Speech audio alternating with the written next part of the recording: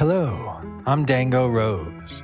Welcome to the Mountaineer Podcast, where everybody's listening. The Mountaineer brings you the latest news of the Peak-to-Peak region, in print, online, through our podcast, social media, and special publications. Now, listen in to the latest news of the area with our local journalists.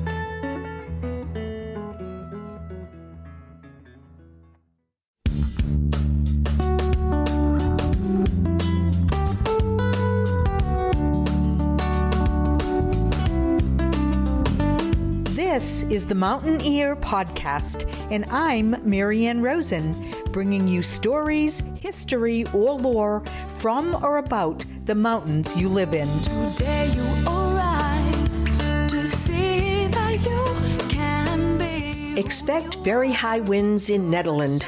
No, wait, that could happen. We may get 3 to 4 feet of snow in Central City. Again, no, that could actually happen. There is mountain lion activity in Indian Peaks. Oh, wait, once again, that could also happen. So what April Fool's jokes can you come up with? And why do we do them? Playing pranks and tricks is an age-old tradition, whether you are tying someone's shoelaces together or filling a car or a closet with balloons. The day is dedicated to the pranksters and jokesters of the world. April Fool's Day on April 1st gives people an excuse to carry out light-hearted fun. It is a holiday relatively common in the world. How the holiday came to be is a matter of great debate, though. One of the theories is that there is an association between April 1st and foolishness and Geoffrey Chaucer's The Canterbury Tales, written in 1392. In the Nun's Priest tale, a vain rooster is tricked by a fox on, quote, "Since March began 30 days and 2, end quote. That day would be April 1st. Some, however, believe that there was a copying error in the manuscript, and what was meant to be said was 32 days after March, or May 2nd, which was the anniversary of the engagement of King Richard II of England to Anne of Bohemia. If this is the case, then it would have no relationship to April Fools. Speculation exists that the day may be connected to a time in 1582 when France switched from the Julian calendar, in which the new year was celebrated on March 25th with festivities lasting until April 1st, to the Gregorian calendar, which changed New Year's Day to January 1st. News of the change was slow in getting around the country. Those who now observed January 1st began to make fun of those who still recognized March 25th through April 1st as the new year. In deriding those participating on this latter date, the French grasped onto a 1508 custom started by French poet Eloy d'Amerville. Tradition passed down was that the poet referred to Poisson d'avril, or April fishes, alluding to a gullible person or an easily caught fish. It became customary to attempt to stealthily pin a picture of a fish onto a person's back. The issue with this theory is that in 1561, 21 years prior to the calendar change, there seems to be a reference in a poem by Flemish poet Edouard Dieudonné to April 1st and sending servants on foolish errands for fun. April 1st, 1698, John Aubrey made mention of a fool's holy day coinciding with several people being tricked into going to the Tower of London to see lions being washed. In some biblical circles, the date seems to occur simultaneously with the date that Noah sent out a dove from the ark to find dry land before floodwaters had abated. a fool's errand, so to speak, and April Fools honors this memory by sending people who had forgotten the parable out on ineffectual errands as punishment. April Fool's Day has also been linked to festivals such as Hilaria, which was celebrated in ancient Rome at the very end of March by followers of the cult of Cybele. Hilaria, said to be inspired by the Egyptian legend of Isis, Osiris, and Seth, included people dressing up in disguises and mocking fellow citizens and even magistrates. Another conjecture has it that April Fool's Day was tied to the vernal equinox, or first day of spring, in the northern hemisphere, when Mother Nature fooled people with changing, unpredictable weather. False spring. Sound familiar? The last theory states that it evolved from a day in which joking, laughter, and celebrating life helped one to throw away evil thoughts. Rain on April 1st is said to have healing abilities. So with endless possibilities as to how and when the holiday began, it is amazing that it has somehow become a worldwide phenomena, an annual day that consists of practical jokes, pranks, and hoaxes, unmasked at the end by yelling aloud April Fools at the victim of said pranks. Here in the United States, common pranks might be replacing the cream center of an Oreo with toothpaste, replacing sugar with salt, or vanilla frosting with sour cream, even replacing some ice cream topping with hot sauce. Other countries have their own way of celebrating the day. The Korean royal family is allowed to lie and play pranks on April 1st. In Greece, successfully tricking someone is said to bring the prankster good luck for the entire year.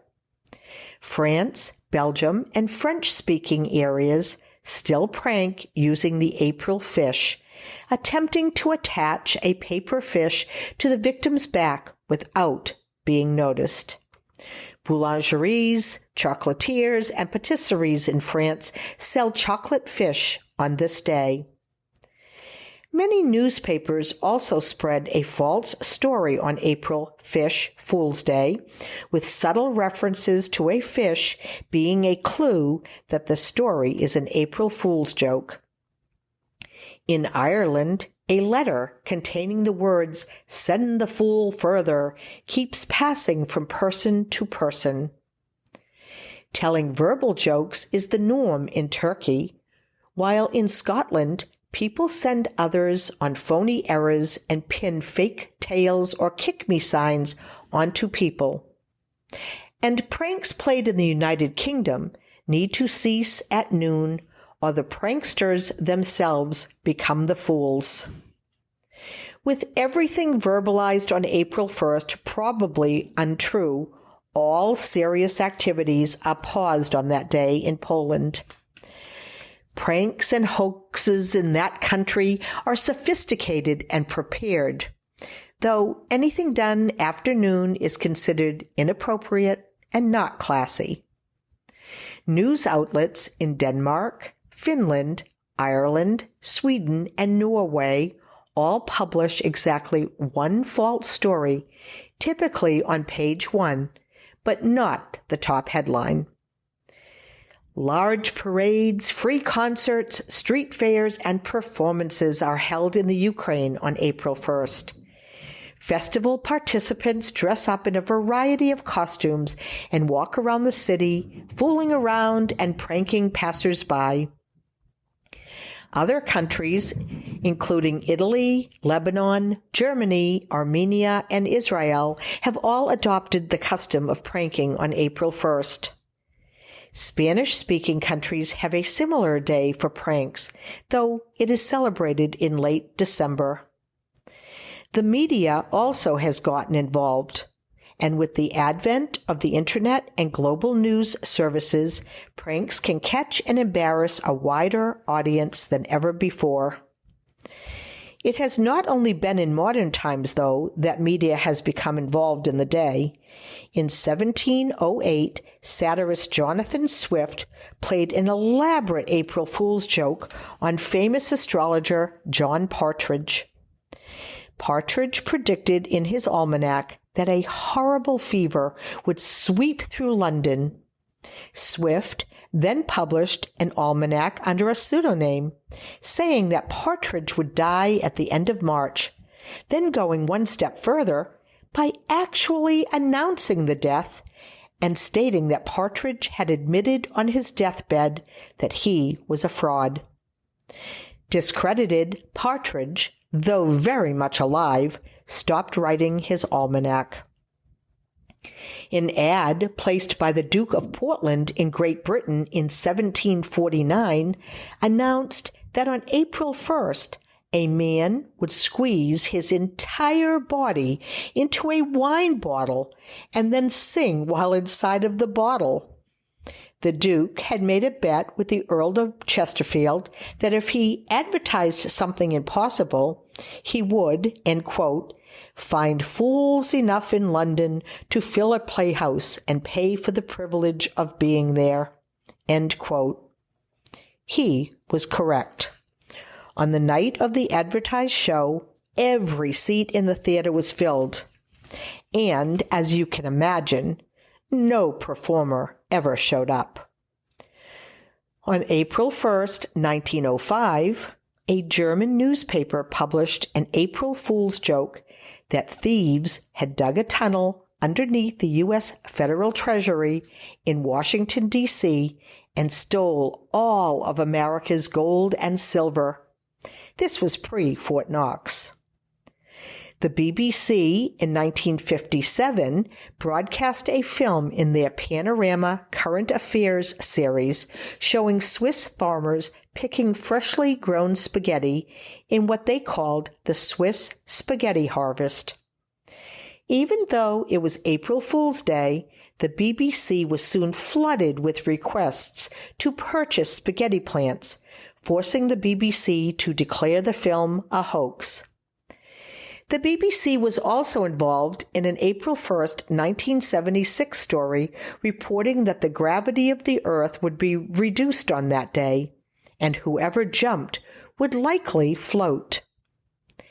NPR got into the act when on April 1st, 1992, they ran a spot with former President Richard Nixon saying that he was running for president again. It was an actor, and the prank caught the country by surprise. 1996 brought a story that Taco Bell had bought the Liberty Bell in Philadelphia and planned to rename it the Taco Liberty Bell. And in 1998, Burger King ran an ad for their new left-handed burgers, with customers flocking to the chain. As recent as 2008, and involving the BBC once again, there was an April Fool's story claiming that penguins could now fly. One story published on April 1st took a tragic turn. In 1945, a true weather broadcast aired, issuing a statement about a tsunami approaching a Pacific island. Some, believing it was an April Fool's joke, did not take the warning seriously, and tragedy ensued. There are many who dislike this day, seeing it as an irrelevant, unnecessary, unpleasant, and annoying holiday. These people believe that fake stories can cause hurt, frustration, and mistrust. Many see April 1st as an excuse to treat people badly for the sake of giving yourself a good laugh. That pranks and jokes can be cruel, embarrassing, and humiliating. They believe that the day encourages misbehavior, that lying and behaviors considered wrong on any other day, all of a sudden being okay to do, sends the wrong message. Pranks can even go as far as causing physical and emotional hurt, and some find pranks scary. The other side, though, says that it is a day for laughter and fun, a day to have a sense of humor and to just play smaller, harmless pranks and jokes on loved ones that do not cause any problems, a day of mirth and merriment. Perhaps in lieu of jokes, pranks, and hoaxes, the day could be one of doing fun things that may relate a little bit to the day. Be surprised, perhaps, with a small win at one of our Central City or Blackhawk casinos. Go on a gold mining tour to pan for gold. Will it be real or fool's gold for April Fool's Day? Though recent snows may preclude this from happening. Get scared a bit without pranks by taking a ghost tour or heading to the haunted Knights of Pythias Cemetery. Visit a ghost town like Corona or Nevadaville. Maybe just laugh and have a good time with friends, eating at a restaurant in our area, listening to music, taking a historic walking tour, or visiting one of our many breweries, including Very Nice, Knotted Root, Dostal Alley, Howling Wind, and Tommyknockers. Finally, maybe you will run into or hear a Tommyknocker, those wee tricksters who reside in Colorado's gold and silver mines. What better goblin to run into on April Fool's Day than those who put out lights, hide things, move earth, or make eerie noises? Whether you celebrate or not, or how you celebrate, make your day kind, fun, and full of laughter, and have a merry April Fool's Day. Today is the day to be who you are. Be who you are. Be who you are. You're a shining bright star. Today is the day to be who you are. Listen in next time to the Mountain Ear Podcast for another mountain tale. I'm Marianne Rosen. Thank you for listening.